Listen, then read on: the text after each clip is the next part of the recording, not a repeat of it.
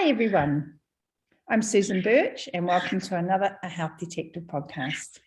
And today I'm delighted to introduce you to Tia Reid. And Tia's going to share her story of how she recovered from sugar addiction and the symptoms that she had, and how that has led her into working with other people to help them. She works as the Director of Nutritional Services at her local hospital. She's a trained nutrition network practitioner and coach and is accredited with the Metabolic Health Practitioners in the USA. And she's been training with Bridget Jensen, who works in the field of sugar addiction. And so she's now expanding her work into that area as well. Tia, thanks so much for coming along. Hi, Sue and everyone. I'm excited to be here. Thank you. Can we start just by getting a bit of your backstory? Can you talk a little bit about how sick you were? I know you probably get sick of talking about that, but if you could just share those experiences with people, it's a great way to start, I think. There's quite a bit. It doesn't even seem real that there were so many things that I had wrong with me, but I was, sick, tired, irritated, low brain fog, low energy, and I had obesity. I'd been diagnosed with obesity, type 2 diabetes, adrenal insufficiency from a tumor I had in my right adrenal gland. So they had to remove it, and my other adrenal was not working properly from that. I also, had hypertension, gout, GERD. I was a mess. You were a walking encyclopedia of what could go wrong with somebody's health. Yeah, and I felt like I was going to die any day. I really did. And my family was very worried. We found Dr. Cywis. If anyone's familiar with the carb addiction doc, we found him, and we had a meeting, and he said, "Can you get rid of your love affair with carbohydrates?" And that had never occurred to me that was a thing. I thought you had to live. You had to have carbohydrates to live. So that was a big deal. First thing we did was sat down with the family and told them I was sick and had a sickness, and it had to do with food. And we had to address the carbohydrates in the house, and game on. That's how it started. So what made you go to the carb addiction doc in the first place? Had you tried everything else, or did you have a sneaking suspicion that it might have been carbohydrate related? Well, I tried Weight Watchers for many years. I tried restricting. I tried exercising excessively. I tried so many different things, and I just got sicker and sicker. And once my primary had told me I had type 2 diabetes, I went to diabetic educators. So they had taught me I could eat whatever I wanted in moderation and give myself a bolus of insulin. And I did, and I measured everything. I brought a measuring cup with me, even places, and I just got sicker and sicker. Sue, I got sicker all the way to about 250 pounds. So it was terrible. So how did you go about giving up the carbs? You sat down with your family and you had a chat, but can you talk us through that process, how difficult it was, struggles, that kind of thing? Well, first of all, addiction, sugar, carb, flour addiction, it doesn't seem very serious. People don't take it seriously, but it's so challenging because you have to eat, right? You have to eat to live. So you're challenged by it multiple times a day. And it's actually, I think it's very, very hard. I think it's one of the hardest addictions, and it starts when you're very small. Because you're introduced to sugar at such a young age, and sugar meaning not just sugar, flour, carbohydrates, anything that's addictive. But the first thing I did was I eliminated anything with carbohydrates in it that I drank. So any liquids had to go. So that was my first challenge. Started that way. And Doc Siwas had told me not to do any drive-bys. So don't open the refrigerator and eat every time you walk by it. So had to work on that next. Also that a snack was an emotional event. So be aware, are you really hungry when you're getting ready to eat something? You know, why are you hungry? Did you not eat enough for lunch? So I focused mainly on, I was mostly carnivorous with protein and fat. And that seemed to heal my body. The weight just dropped with it. I really didn't go to lose weight. I went to get off medications because I was on over 20 medications, including an insulin pump. So eating this way just healed my body. The low carb, high fat and healed my body. There were so many challenges because, you know, there's work parties every day, family events. So, you have to learn to protect yourself. So I had to bring my own food, bring my own dishes to these events so that I wouldn't slip. And addiction is so real, and it's no different than drugs are to a drug addict, or alcohol to an alcoholic. The carbohydrates were making me sick, so I had to think of it that way, and that really helped, because once you know you have an addiction, you can fix it. You can get help, the help that you need. Yes, you're so right about you have to eat to live. And so, every meal you're faced with those addiction challenges as compared to maybe some of the other addictions. But I'm pretty sure the process will be just as challenging. But there's a few things in there I'd like to ask you about. So how difficult was it taking your food places? People are going to, is that a drawback? Is that a challenge for people and going to put them off this journey? Yes, it was, because they won't tell you, oh, just have a little bite. Just have a little bite. One bite's not going to hurt you. So then you're challenged by that, and your mind plays tricks on you, right? Telling you that maybe it's okay to have just that one bite when you can't. So you have to take on new thinking, and that is what's required for change. So the only way to heal yourself from that is to take on new insights. So, and that's where I was so fortunate to meet Tracy McBeath, because she taught me so much in the Nutrition Network course that knowledge is temporary, but insights, if you take insights, it's for deep lasting change. So if you have awareness and you know that particular food is going to hurt you, then you've got to stay away from it. So being aware is everything.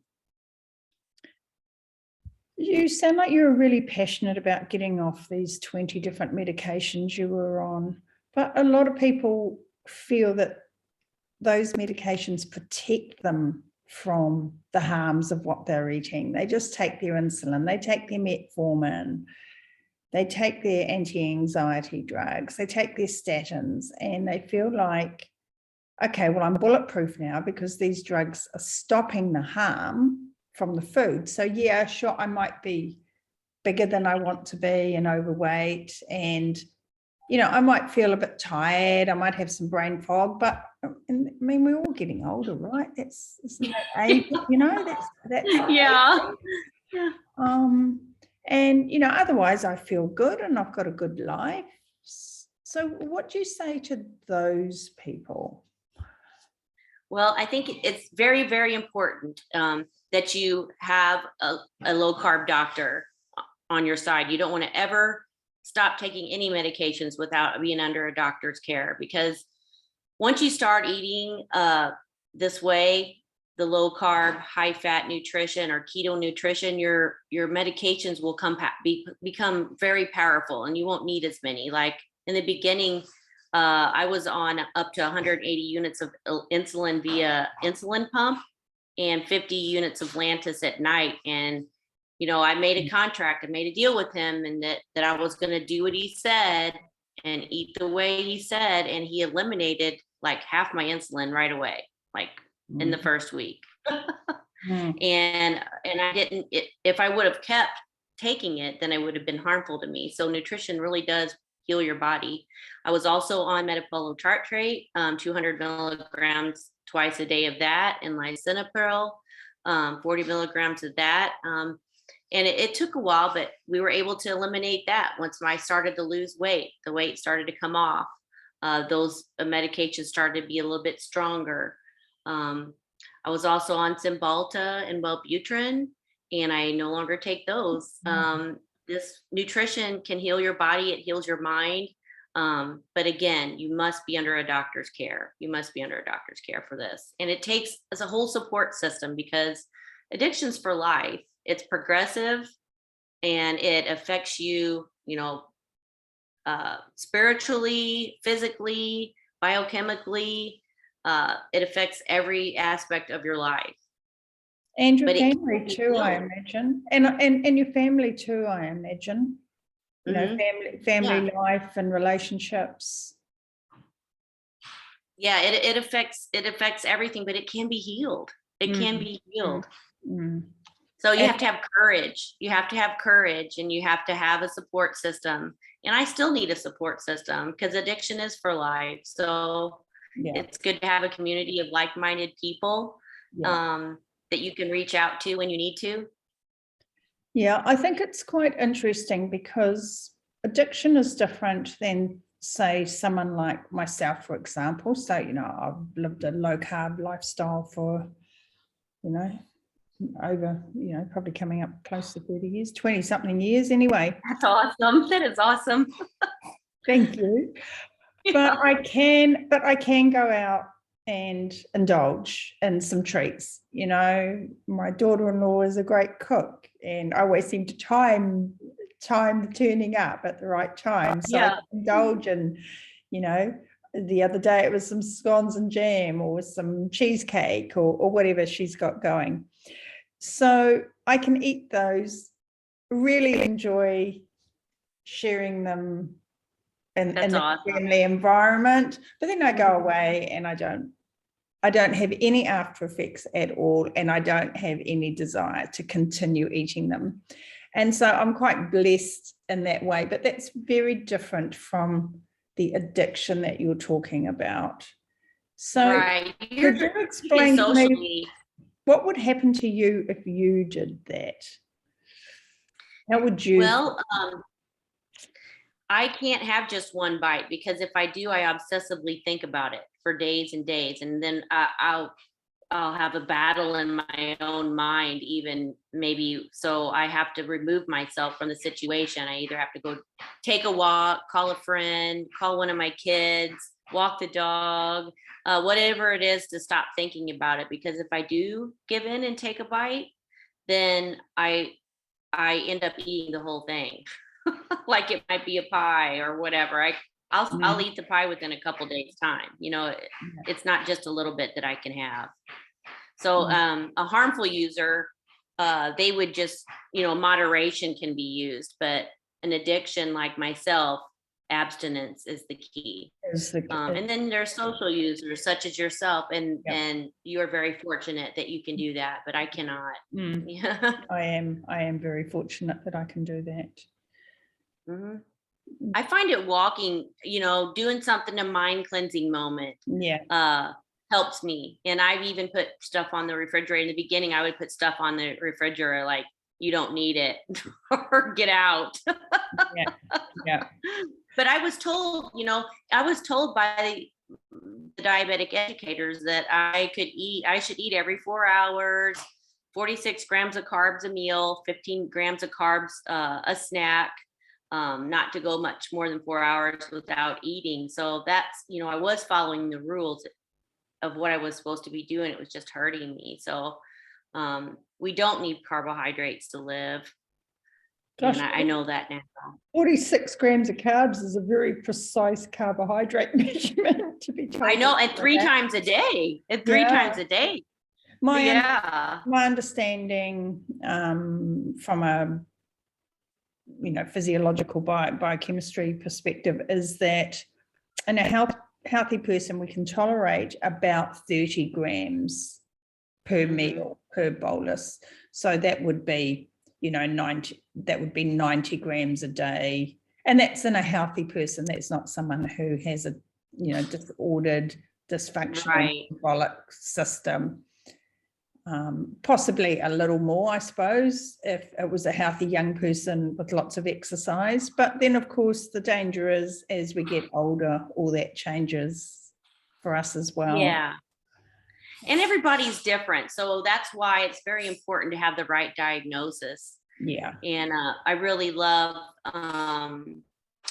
being able to do the sugar on someone so that they can find out if they are in fact addicted or if they're a harmful user. And it's a diagnostic tool, and it's based on the DSM-5 and the ICD-10, and it's the only one in the world that's inherited validity from Addis. So it screens for depression, GAD, PTSD, stress, nicotine, caffeine, subscription pills, gambling, and flour. So it's pretty intensive, and it takes a few hours.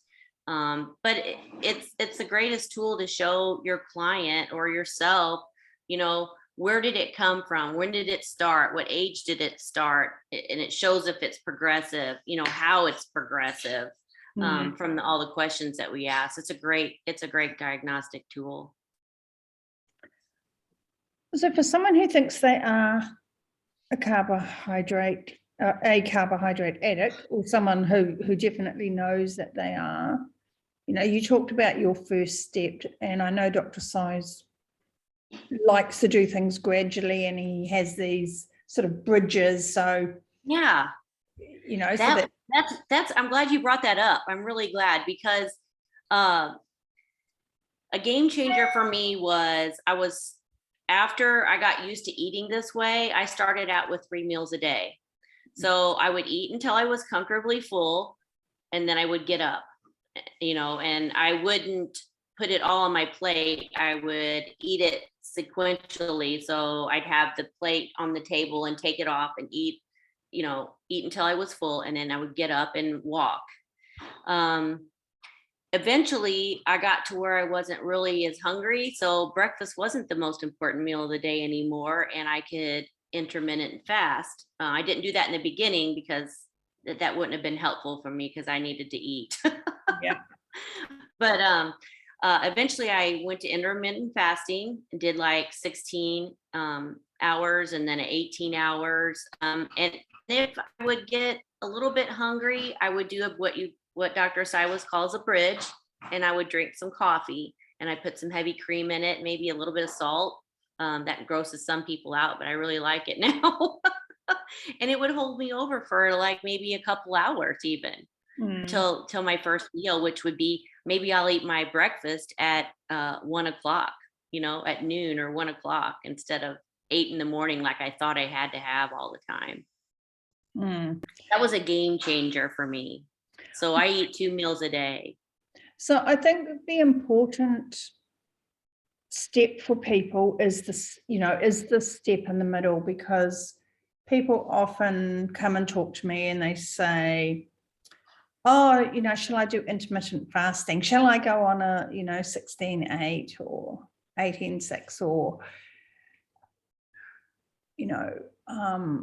shall I just go cold turkey with the carbs? And I think that sometimes that can be problematic, because you can use some willpower to do that for a few days, a week. Some people can use willpower to do that for a short period of time, but then eventually it catches up with them. And there is that phase where you have to teach your body that it doesn't need the sugar, and it can switch over and use fat to burn for energy.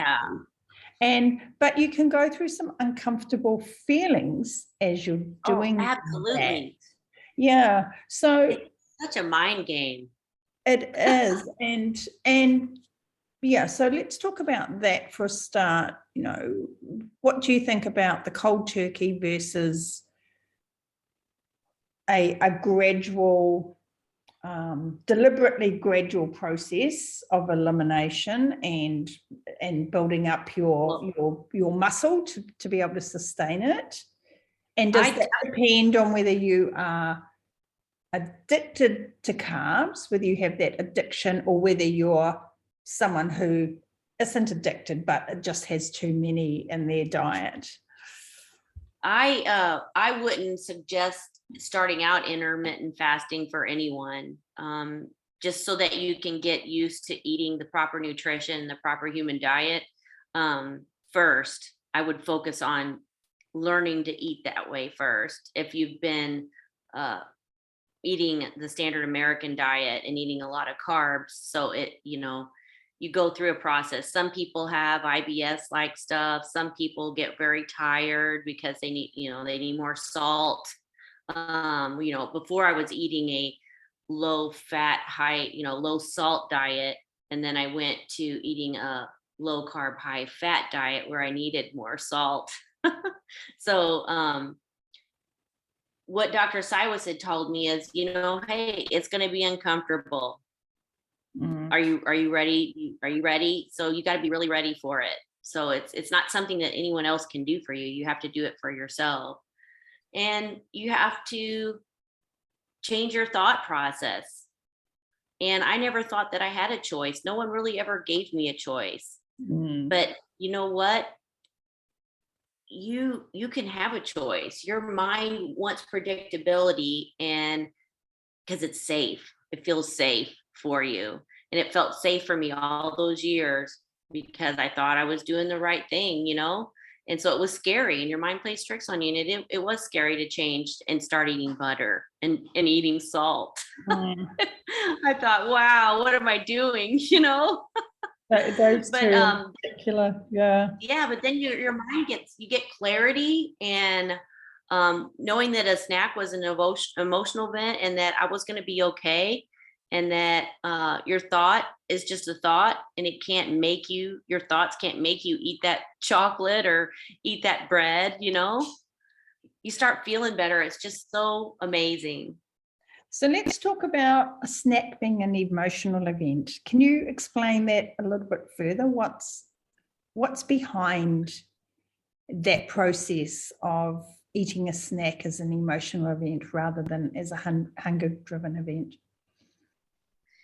Well, in the past, I didn't know, that, hey, that was an emotional event. But having Dr. Siwas talk to me about it, it made me aware that, hey, maybe I wasn't hungry. Why am I eating if I'm not even hungry?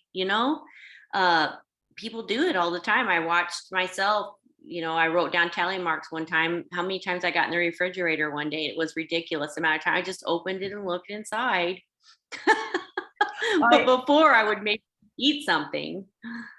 Yeah, I play lots of tricks with my clients in terms of getting them to be aware of how often they open the fridge and to notice those events. And I always ask them, if you're hungry, you are allowed to eat if you're hungry, but you have to make sure that you're physically hungry, not emotionally hungry. And when you're looking for that food, are you really just looking for a hug or a kind word or some connection with the person? And I love that. Yeah, and you're using food as the substitute. That you're going to make me emotional. Because that's probably what I needed, was just a hug, maybe a lot of those times, or just, hey, you're going to be okay. Yeah.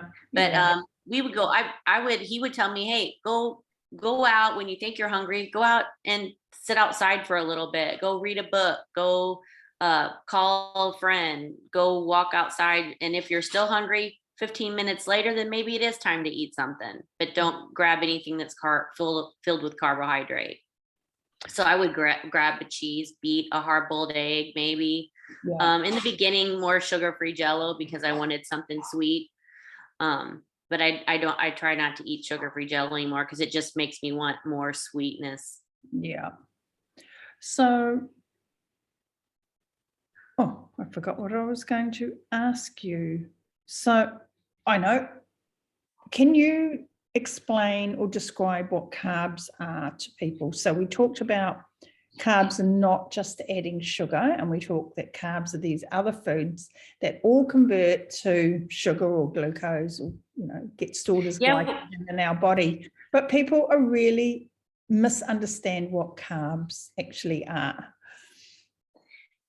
I'm not for sure what answer you're looking for there, but I mean, it's just awareness. Like I said, is everything. Like I thought that fruit was really good for me, but I was diabetic. So fruit is not good for me because it's nature's sugar. And just like even a banana has 7 teaspoons of sugar. Would you go and eat 7 teaspoons of sugar out of the sugar jar? No, you wouldn't do that. But I didn't know that, and I wasn't aware. I didn't have the knowledge that fruit was harming me. And I would start my day off with a great big bowl of mixed fruit and oatmeal and a piece of toast, thinking that that was the sustainable, healthy breakfast that was going to get me through my day. And now I eat an omelet, with bacon, maybe some avocado, and it holds me over for the longest period of time.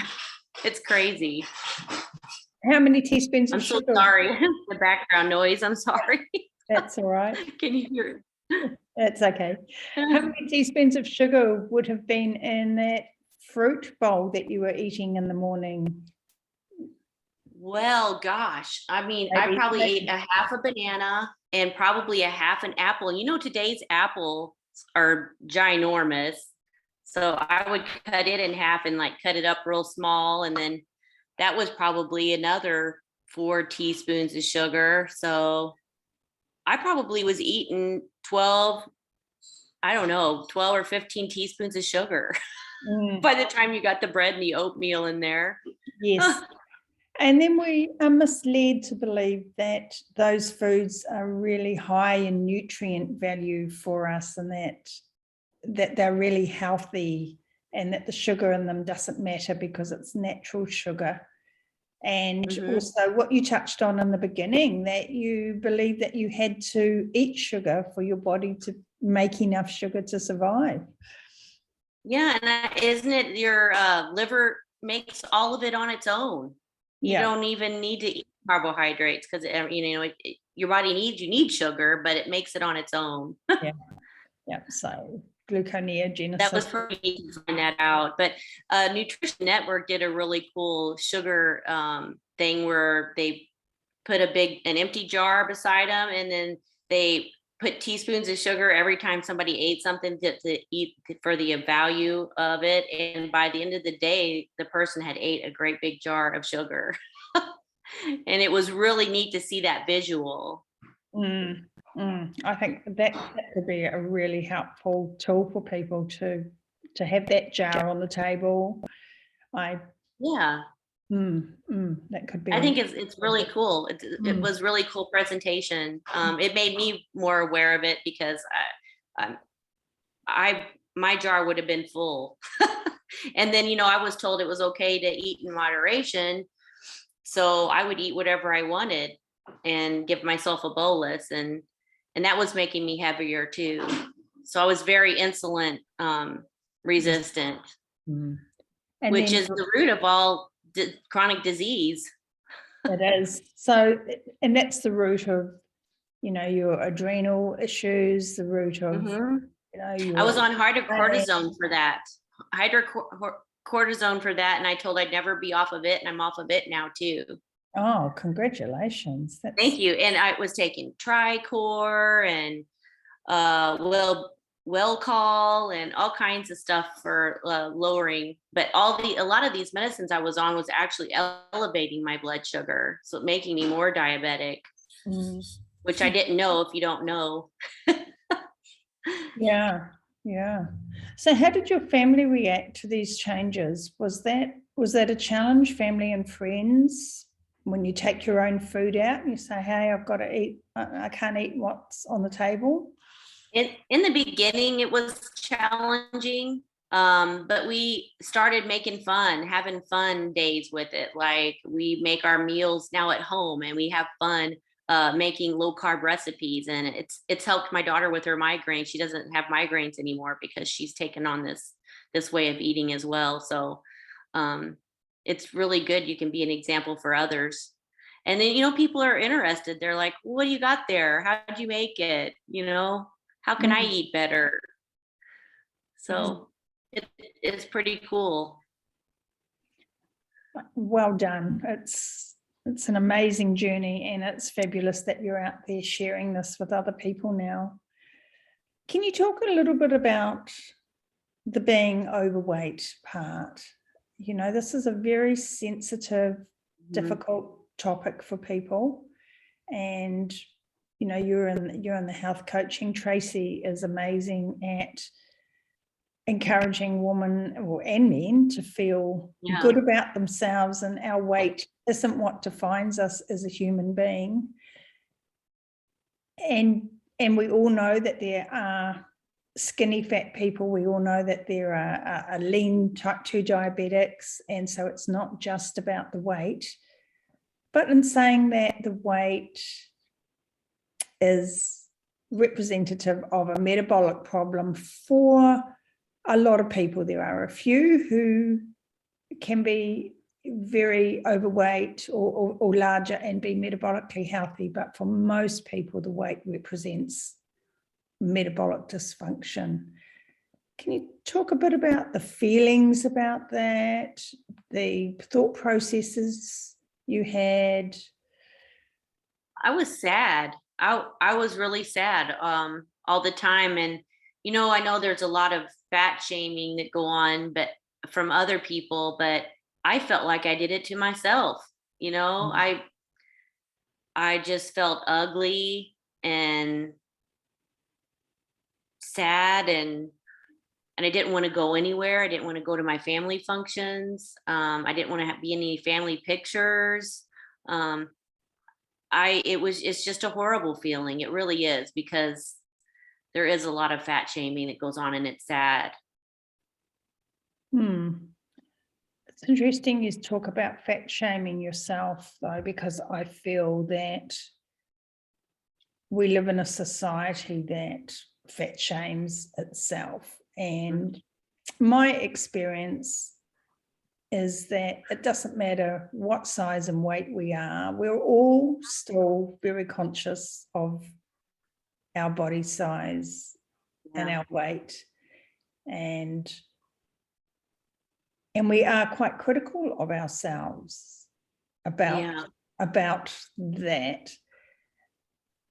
And how does that criticism lead to overeating and the consumption of these very rewarding, satisfying, addictive foods? Well, you get the dopamine rush from eating foods that, I can't figure the word that I'm wanting to. They're like it's like a psychoactive drug. Carbohydrates are like a psychoactive drug to me. And when I eat them, it makes me feel high. It makes me feel happy. And then you want more. And then it's just like a drug user or an alcoholic. You want more to get that high. So that's what I did. I ate more because it made me feel good. And then you've just got... I was hurting myself despite knowing that there were bad consequences for it, or that it was hurting me, because I didn't care, because I have a brain illness. It's in the brain. Addiction is a treatable chronic medical disease. And it, like I said before, it's biological, social, psychological, and spiritual in nature. And it affects everything: your family, your friends, your work. It is treatable, though. And you talked earlier about the addiction tests that you can do. So there's a very comprehensive test that, takes a couple of hours that you can go through and find out if you are truly addicted to carbohydrates. And do you think... it's it really was my aha moment when I had mine done, because I could see that it started when I was really small, you know, and foods, you know, even when you're little, in Halloween, 4th of July, any family gathering, all the goodies that are there, all the sugar substances that are there, you know, that's all. I wanted those so much. I went for those first, you know. Yeah. Can you talk about, did you have plateaus in your weight loss? Because that's something that people talk about quite a lot. They make a lot of initial gains and then they plateau, and then they think, oh, what's the point? I might as well just eat what I was eating before. Yeah, that's tough. And that's when you need to either step up your game, or, you know, low carb, high fat does not mean you're supposed to sit down and eat a whole bunch of fat. So it's to, you know, fat fortify for satiety so that you stay fuller longer. But I found out in my journey, when I got to a certain weight, that there is kind of like a plateau. But I feel comfortable in my own skin now. I feel comfortable and confident in my own body. So I know that I'm okay. I don't have to lose any more weight if I don't, you know, because my body's happy where it's at. But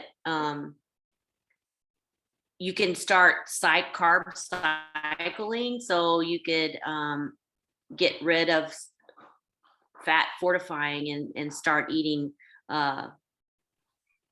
more lean cuts of meat. And that would step up your game once you get to being fat fortified, which was hard for me because I did, in the beginning, I did have IBS like symptoms, because I wasn't used to eating fat and real butter, meaning real butter. And I didn't cut the fat off my cuts of meat anymore. I might eat some cheese or some heavy whipping cream in my coffee. So I had not ate that way before. So it took a while for my body to get used to it. But once I did, it was amazing. Well, your body has to increase production of its digestive enzymes and, you know, its fat digesting enzymes, bile production. And so that can take quite a while if you haven't been eating those foods for a long time, because those mechanisms switch off. And the other thing is, if you haven't been eating enough protein with all the amino acids in it, you need those amino acids as building blocks for all those enzymes and cofactors and digest, you know. I don't think women eat enough protein.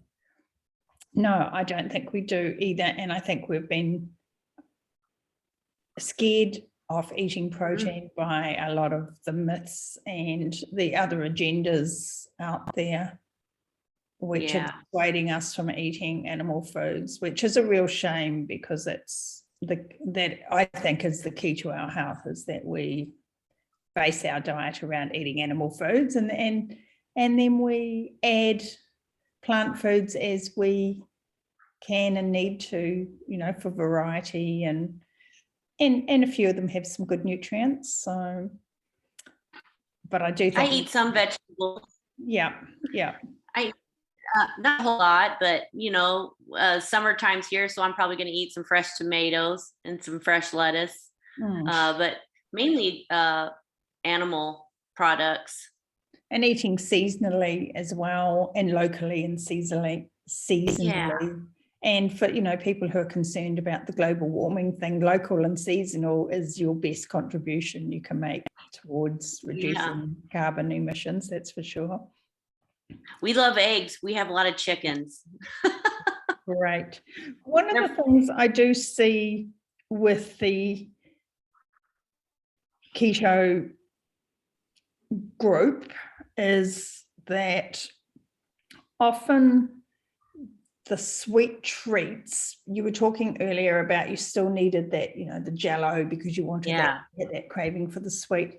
And I often see that the carbohydrate treats, which are very low in nutritional value, are replaced by the fat treats, which are also very low in nutritional value. And so that can be a problem. In the beginning, you lose all that weight because you lose all the water weight, you stop the insulin production, you're not storing more and more body fat, and you are starting to burn fat for fuel, but you then end up with energy. So, it's still, no matter that we don't want to count calories, they do still matter when we have way too much energy. So how do you get people to move from all the fat treats, or all those keto treats, to reducing those and really looking at a more nutritious diet in terms of all those amino acids and all those vitamins and minerals and trace elements we need? I just encourage, most of the people that I've been talking with, most of the clients I have do have type 2 diabetes. So I encourage them not to eat any keto treats at all, especially the ones at the store that say keto on them, because most of those are crap.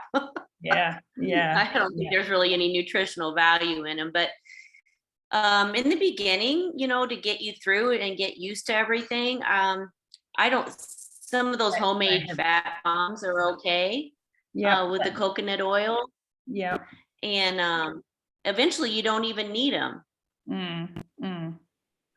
But when Thanksgiving comes around, or you're put in a situation like that, I suggest making your own and bringing it. Because then you're not tempted. You're not tempted. And I think if we think of them as treats, not think of them as staples. Yeah.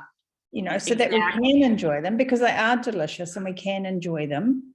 But my concern is just the number of people I see who are really doing this journey on their own. And sometimes they reach out and they say, I'm really stuck. And I just see that they're eating a diet that has replaced the carbohydrate sweetness with the fat treat sweetness, with the artificial sweeteners in them, the alternative sweeteners in them.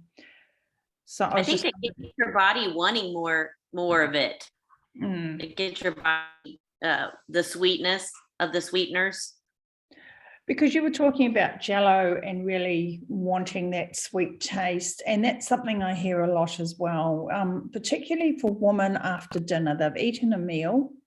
Yes, that's the hardest time. That is a struggle. And then there's this real craving just for something sweet, whether it's a piece of dark chocolate or.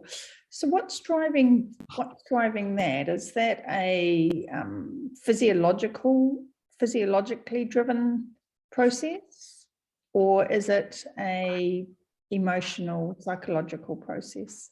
For me, it's an emotional, psychological thing, because we had a family restaurant for 36 years, and that was a big deal for us to sit down and have dinner and eat dessert afterwards. So for me, I connected together with happy times. So now I have to do something else, whether it's get up and take a walk, or read a book, or call a friend. Because I do think that's a challenge for people who, and it's not that they're not hungry, but they do have this drive for something sweet.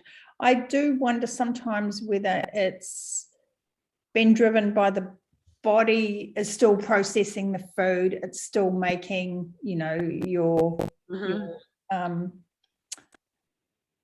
carbohydrates, the sugars that you need as it's processing that food, and whether there's a bit of a disconnect in that energy balance, which is driving that sensation of I just need something sweet to eat Yeah, I wondered that myself, but I think for me, it's an emotional attachment to it. But I do, I had a problem with wanting sugar-free gel, and then I wanted the whipped topping, to make the homemade whipped topping to put on top of it. Yeah. So I kept justifying, oh, it's okay, I'll just have a little, but then I wanted it every day. Make sure I always had it in the fridge. And I think those alternative sweeteners, they still fire our brains up in a very similar way. Yeah. So they may not affect, well, I mean, I think there's research showing that they can affect insulin. Oh yeah. They've done studies where your brain lights up. So, yeah. Yeah, it's really interesting. I'm learning more about treatment in the holistic medicine for addiction course that I'm taking now with Fitton Johnson. So I'm excited to get into it. Yeah, that's great. So have you got any other words of wisdom or advice or anything else you want to share with people about getting back to taking care of themselves? I like to talk about that. How do we feel that we deserve to look after our bodies? What is it, what is it about ourselves that we don't think that our body deserves to be taken care of in the way that it needs to be? Well, that's what Tracy calls that lizard brain. The lizard brain talking to you, telling you you're not worthy and you don't deserve it, and you can just have that one bite. But thoughts are like clouds in the sky, so you don't have to hold on to them. You can just don't grab onto them and hold to them. Just wait and pause and wait for them to float by, and you're gonna win. You just got to get your mind. You have to be aware of awareness is everything. You be aware of what the foods that you're eating make you feel and how they make you feel, and if they make you feel bad, you need to get rid of them. So everyone has it in them. You have your well-being, you have it all in there. It's all right in there, and you have a choice. Don't let anyone say that you don't have a choice. So make the choice to eat healthy and nourish your body with proper nutrition, because you're going to feel great. Oh, you look great. Thank you. I'm 53. I'll be 54 this year. Oh, wow. Well, you look amazing. And thank you. I'm looking forward to it. Thank you. You're a real testament to what you're doing. What about when somebody doesn't have support at home and with friends? They have got those friends who they say they're doing this, and their friend suddenly turns up with the cake and the cookies and says, oh, one bite won't hurt, and oh, you're no fun anymore. And there are so many groups out there now on social media. So if you're on social media, you can join Tracy McBee's support group.